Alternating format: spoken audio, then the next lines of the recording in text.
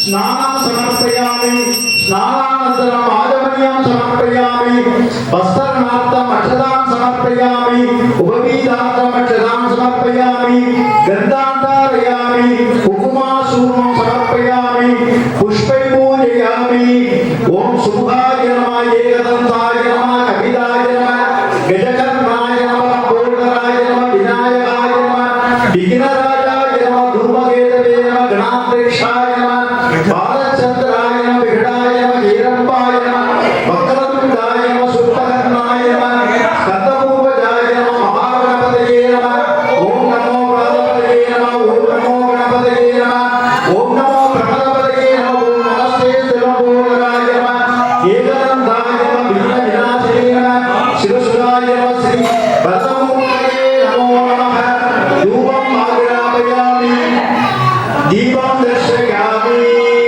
अदीपणं निवेदयामि पूर्वस्वदेवसंप्रसूप तत्मोक्तेन दर्शयामि अमृतं अमृतोपस्तनमति प्राणाय स्वाहा व्यानाय स्वाहा बाणाय स्वाहा समानाय स्वाहा पुराणाय स्वाहा ब्रह्मणे स्वाहा नैवेद्यानन्तरम् आचमनीयं समर्पयामि कर्पूरम् ईराजनं समर्पयामि ओम नमो गणपतये नमो गणपतये नमः प्रपदपतये नमस्ते सर्वभूतराय एकदन्ताय विघ्नविनाशिने शिवसुराय श्री वरदमूर्तये नमो नमः एकदन्ताय विघ्नये वक्रतुण्डाय धीमहि तन्नो दन्ति प्रचोदयात् महागणपतये नमः कर्पूरनीराजनं समर्पयामि ओम राजाधिराजाय प्रसज्य साहिने नमो वैवै श्रीमणाय पूर्णये तमे कामां कामाय वन्द्यं भावेश्वरो विश्वमो ददातु कुबेराय वैश्रवणाय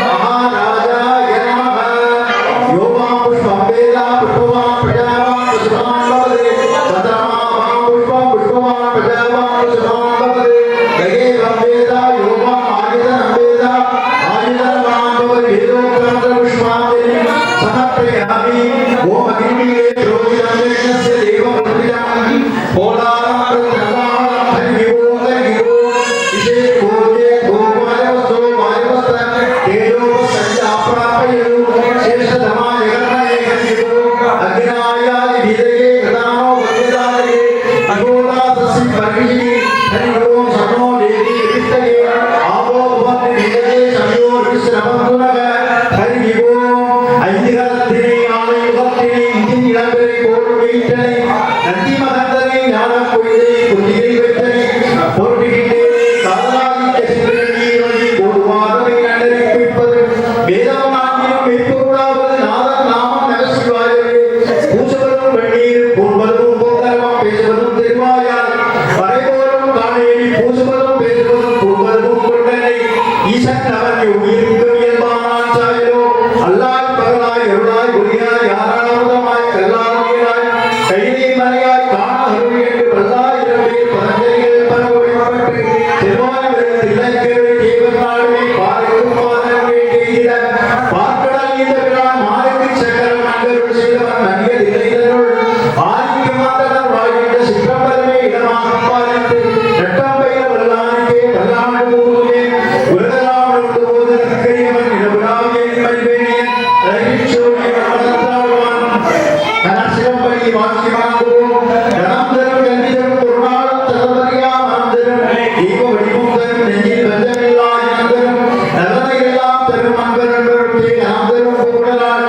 அபிராமி கடைகளை ஆதி திறந்தோடு அற்புதம் வாழ்வதை பூசை தன்னை வாழ்வு உக்குடம் வாழ்வே ஏரிய மஞ்சை வாழ்க யாழித கணக்கு வாழ்க மாரியா வழி வாழ்க வாழ்க ஸ்ரீரடியாரெல்லாம் மகாகணபதியே நமः அநேக கோடி பிரார்த்தனா சமர்ப்பயாமி